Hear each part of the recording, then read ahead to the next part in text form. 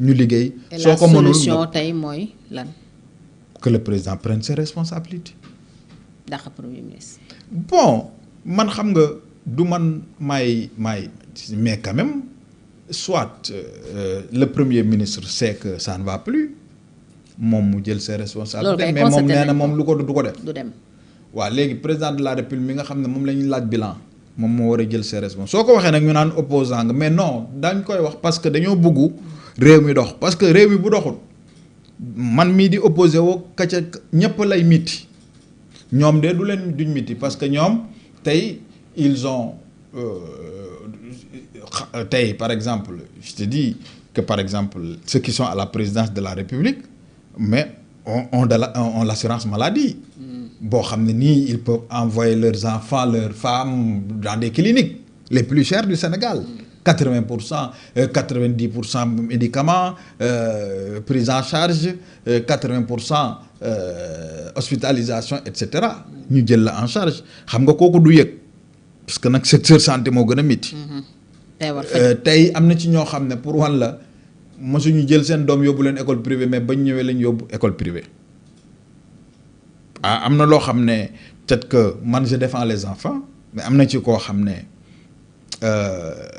moom ay doomam ak samay doom ñoo bokkoon école privée mais école ba ñu defaraat ko ne wuy diw doomam donc comme ñoom falu nañ et cetera nañ defaraat école bi mais j'avais dit à l'administration de l'école ne leen day dem ci école bu gën a cher du ñëw ci yéen. ñu ne ma non kii confirmé du ma wax parce que bëgguma. je défends quand même les enfants. ñoom ñoo tax mais sinon danaa la wax ne la doomu diw. mais bay école di tijji lañ ko yóbbu beneen école bu gën a cher. oui ñii seen doom yi dem Canada premier ministre doomam anam fu ñu nekk donc et cetera. donc yëf yi daal mu ngi noonu yëf yi moom bu yàqoo. ñun ñëpp la yàqul faatu. donc solution mooy man pour man premier ministre bi ak président dañu war a séparer wu le président de la république j'ai dit ma jox la benn kii j'ai écrit à quelqu'un ne ko conseil politique message laa ko envoyé ne ko si j'étais à la place du président de la république comme Sonko day politique rek man tamit damay politique ak moom. Je remanie le gouvernement juste après la fête de l'indépendance sama proposition li ma ko bindal je le reconduis tous ceux qui sont ministres parce que moom ministre yëpp boo xoolee ñi ànd ak Diomaye 3 lañ ou 2 ou 3 ñooy dem ci activité am ñële ñu koy ànd ak moom. on peut les citer Abdourahmane waaw Diouf ma ne ko ministre yooyu Serigne Gueye Diop ma def tabula rasa def un nouveau gouvernement nekkoon nag ñii ñooy dugg ci gouvernement bi parce que c'est vrai le premier ministre propose le président décide. Si le premier ministre propose président d'accord du jàll du sur proposition du premier ministre la ñuy wax mais en vérité c'est le président qui décide. Oui donc ma ne ko gis nga les 2 tiers là qui lui sont favorables nañ tëb parce que defuñu résultat ci domaine yi nekk ma citeel ko diw ma ne ko DG yi mu dindi leen. ma ne ko su loolu amee soit Sonko démissionne mais moom comme nee na du démissionner il sera obligé bàyyi dualité bi jeex donc par A ou par B dualité bi dana jeex. te du dàq Sonko te waaw mais maintenant moom bu demee ba gis ne mënatul a dem parce que tey ñoom li ñuy ragal en vérité wax man da li ñuy ragal ànduma ak ñoom. parce que pour man Diomaye ak Sonko c'est du 6 ak 9 parce que loolu la ñu jaayoon. donc loolu la leen Sénégalais yi fale mais ñoom ñi ànd ak Diomaye li ñuy ragal mooy que ne assemblée nationale majorité. la majorité parlementaire gis nga su loolu amoon da nga gis député yu bëri daw. fekki Diomaye. waaw parce que gars yi nag.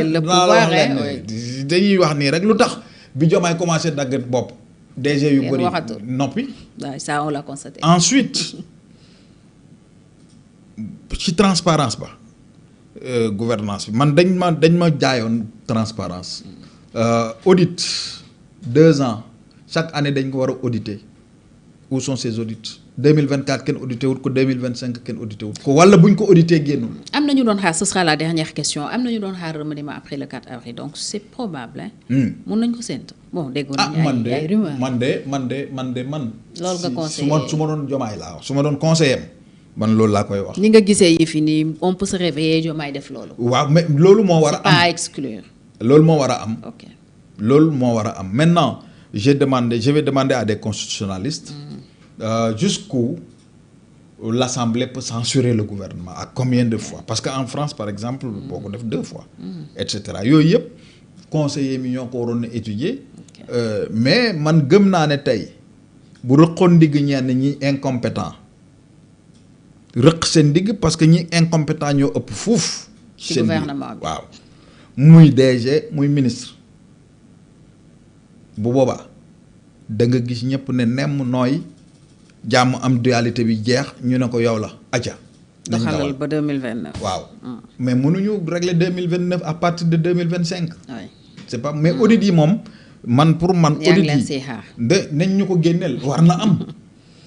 parce que IGE présidence la dépendre présidence moom mooy joxe IGE ñu dem auditer yi lettre de mission Cour des comptes dañuy auditer. yaa ngi dégg. et cetera et cetera donc les organes yi ñu am ensuite les marchés là man dégguma ARCOP ba léegi hein la question de la régulation des télécoms Starlink ni mu ñëwee Sénégal sur les questions de transparence nan la ñëwee au moment où ñun nous avons des champions nationaux Sonatel Expresso et cetera gars yi dañu fait non l'État détient 42% si je ne me trompe de la Sonatel et cetera mais yan conditions nañ publier li leen lié ak Starlink lañ ñuy wax ci Starlink est-ce que am na et cetera donc moi le débat c'est à ce niveau de la transparence mais duñ topp fii di wax ay Sonko nii ñun nag on semble un peu certains d'entre nous semblent tomber dans ce piège maanaam aujourd'hui j'ai comme l'impression que y a 2 types d'acteurs dans ce pays politique mooy Ousmane Sonko ak son inapte man inapte laa ko tuddee et Diomaye avec son Diomaye président. L'opposition est pratiquement inexistante. Mais l'opposition aussi dinaa ci mettre un peu de bémol à ma critique mooy que ne ñoom aussi xam nañ ne sénégalais yaa ngi comprendre li xew ñu ngi toog di leen xaar mais toog di leen xaar aussi ne veut pas dire déserter la base toog di leen xaar ne veut pas dire maintenant parmi nous aussi parce que man je vais être objectif ñun waa père yi am na ñoo xam ne dañ ne mu noppi kenn déggatul leen on ne sait pas pourquoi te ñoo gënoon na bëri wax nga baal ma de l'expression ñoo daan coow mais kenn déggatul leen je ne sais pas à quelle fin ñu def ko et cetera et cetera. Très bien, on verra li ci kanam rawuli gët comme on dit. Mamadou Bassirou Kébé bokk ci APR jiite mouvement liggéey sunu réew expert en droit et protection de l'enfant. moom la ñu doon dalal ci face à Fatou di la gërëm bu baax a baax ci wuy si bi jërëjëf. waaw ñu ngi lay fay Fatou. di la encourager. di la ñaanal aussi yàlla yokk la ba nga nekk une télévision. amiin boo xam ne nii parce que yàgg nañ nga ñu invité. ci yeneen. mais boo jëlee sa initiative bopp. dañ lay ñaanal yàlla. mu jàppale la si. pour man loolu mooy l'essentiel. parce que dama lay suivre mais amoo parparloo donc kenn mënul la situer ci camp. sa question sax day den question yoo xam ne day neutre. day doon question yoo xam ne yow seetoo ci kii wala kële. donc yàlla na la ci yàlla ñu jàpp ne mooy dëgg rek moom yàlla na la ci yàlla jàppale di gërëm ñu doon seetaan mais di ñaan aussi Sénégal jàmm am fi. jàmm am fi parce que soo ma ko permettre les enjeux. actuel du monde moo tax il faut que notre système éducatif de sorte que les meilleurs en sciences surtout en mathématiques parce que soo xoolee dans le monde aujourd'hui Sénégal dafa am pétrole ñëpp a koy soxla comment faire pour protéger le Sénégal l'intelligence artificielle aujourd'hui mooy def la guerre boo xoolee ce qui se passe en Iran nga xam ko ñii foogoon ne dominer nañ Iran et cetera formons des ingénieurs nañ am ay école d'ingénieurs nañ jël nos meilleurs élèves ñu jël xaalis bu bëri yóbbu leen à l'étranger ñu jàngi dans les meilleures écoles tey boo doon def le ranking des meilleures écoles en ingénierie surtout télémédecine quand on parle d'IA nucléaire adapté aux technologies militaires parce que la guerre aujourd'hui doonatul guerru gàddu fetel ak kii mais c'est la guerre de l'intelligence médecine bi naka la ñuy def agriculture bi intelligence artificielle mën na ko développer et cetera et cetera la guerre de l'intelligence artificielle aujourd'hui Sénégal na ci góorgóorlu ñii nañ ko jël def ko sur priorité.